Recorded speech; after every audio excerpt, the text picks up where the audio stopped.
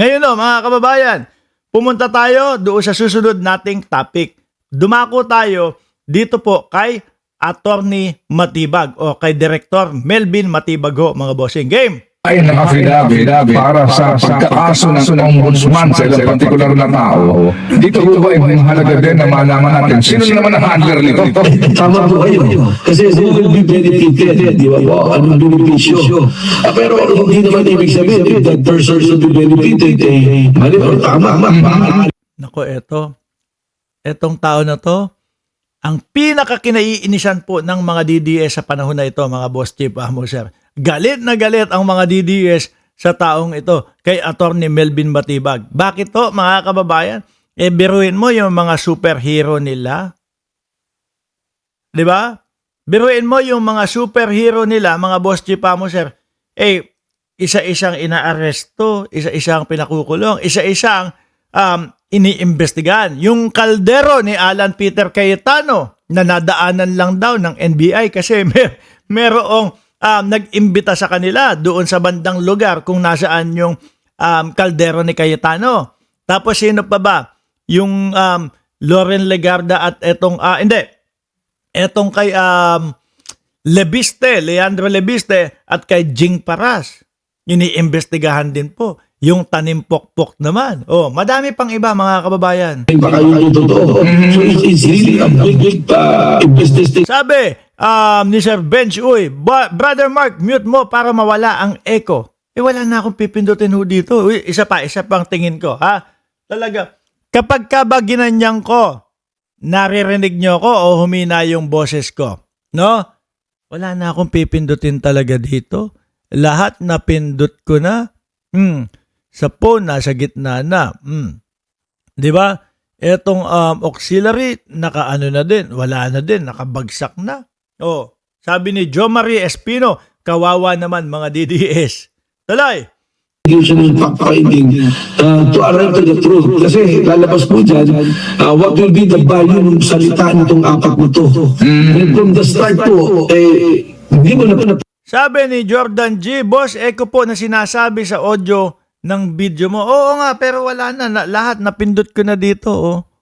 Hindi kaya kung paano nyo dina-download yung mga video. Kasi yung sa akin, okay naman Dito, sa echo ko, dito, wala na talaga akong pipindutin dito, mga kababayan Talagang lahat naka-plain na Ayos na lahat pwede pagtiwalaan lahat yung kanyang sinasabi. So, hindi na po pumapasok yung sinasabi ko that there should be additional evidence which will support kung alin pong claim nila yung totoo at tama po. Kasi dito pinangakuan ako ni attorney, ito na malaking halaga pag naging matagumpay ang scam na ito at ayan na. Yung apat pala na ito, no? Yung apat na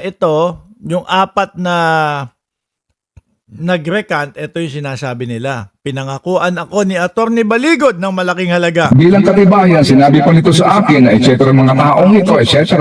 Kung meron daw tulong. Parang yung mga DDS nabubuhay na lang po pa sa puro pera. Pera na lang, pera lahat ng pagkilos nila. So pinangakuan sila ng pera, hindi natuloy. And then nagkaroon ako ng dudaga, etc. Pero ngayon, isipin mo din, baka na naman sila pinangakuan ng pera na naman. Di ba? Pinangakuan na naman po ng pera. Tama po kayo. Pero consistent to our findings nga po, doon sa aming investigasyon ng una, lumalabas sila. Pero ngayon, ang haba-haba ng panahon, ang daming interview, ang daming public statement, pumunta pa po ng Senado, nagkagulo-gulo. Ang kayo nila, parang yun yung talagang they're swearing to the truth. Tapos wala pa sa atin, meron pong ganyan na statement. So, kailangan po natin malaman ano ba talaga ang dahilan at saan ang gagaling at kung sino ang mga Hindi, ang nakikita ko dyan, mga kababayan, ay dahil iba't ibang tao na nga po ang nagsampa ng kaso, madami na pong mga nagsampa ng kaso, mga bossing Si dating Senador Antonio Trillanes, sila Garin, sila Erwin Tulfo, napag-isip-isip po siguro nila, mga kababayan, na wala naman tayong patunay dito sa mga sinasabi natin. Tapos pinagtatawanan na tayo ng mamamayang Pilipino. Di ba? Wala naman tayong maipakitang ebidensya sa mga Pilipino. Itigil na natin ito. Magsabi na tayo ng totoo. baka sakali na yung mga nagkaso sa atin ay bawiin yung kaso nila. Kagaya po nila kagaya po ni dating Senador Antonio Trillanes, binawi na po, di ba? Sa likod po.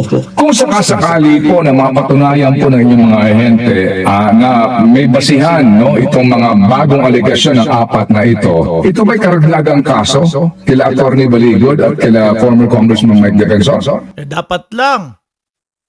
Panggugulo sa ating bayan yung ginagawa nila. Opo, malinaw po yan. Kasi sabihin, obstruction of justice yan, saka yung Gaano ba kaseryoso o gaano kalakas yung echo doon sa... Papakinggan ko lang ha. Doon sa video natin. Paggamit ng kasi yung campaign ni Pangulong Duterte. Okay lang. Parang kumakanta lang. Parang kumakanta lang naman eh. Pero mamaya ayusin ko, hanapin ko. Yung echo. Game. pag you're encouraging a person to test to be a false witness ka dun sa isang naman po nangyari at ginawa. Yun po yung ating titingnan dyan. Mas marami. Sabi ni Sir Sunny Reyes, baka naman ang DDS vlogging lang ang ikinabubuhay.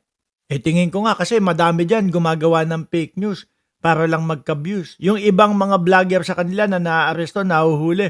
Umaamin siya, gusto ko lang naman po tumaas yung views ko. Kasi ito yung pinagkakabuhayan namin. Ito yung pangkain namin. Kaya sila gumagawa ng fake news. Kung dapat pagpaliwanag. Okay.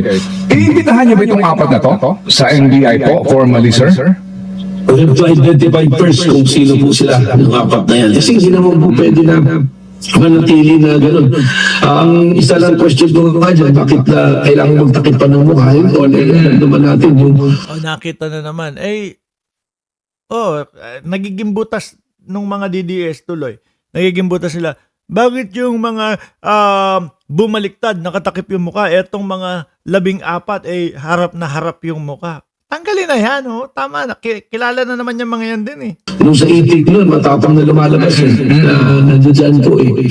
So, ang malilinaw dito, kung sila talaga member doon sa itik, malaki pong mess to. It's a big mess na nandiyan sila na the only thing that will save them is lumabas na talaga yung katotohanan. Not only from their words, but it should come out with the supporting evidence and supporting testimony of other people. Correct. Dapat lahat yan. Tsaka tanggal yung pagtatakip ng muka. Pakita na kayo! No? At ibunyag nyo silang lahat. Personalities po siguro. Yung isang affidavit dito, na lantad yung pangalan na nag-execute, may abogado pati ho yung kanyang pangalan nandito rin, etc. ng mga detalye, yung kanyang lisensya, etc.